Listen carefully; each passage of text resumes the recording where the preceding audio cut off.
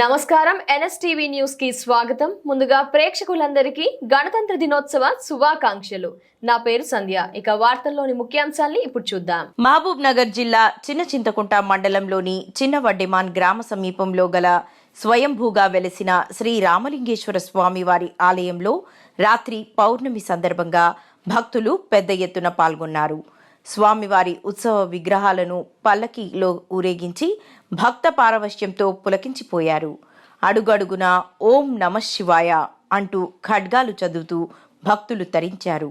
ఈ సందర్భంగా ఆలయంలో భక్తులు అభిషేకాలు, ప్రత్యేక పూజలు నిర్వహించారు. అనంతరం అన్న సమర్పణ నిర్వహించారు. ఈ కార్యక్రమంలో ఆలయ పూజారులు వీరేశం, శివశక్తి స్వామి, భక్తులు వేణు, భోగం రాజు, సంజీవ్ రాజులతో పాటు వివిధ గ్రామాలకు చెందిన భక్తులు, మహిళలు పెద్ద ఎత్తున పాల్గొన్నారు.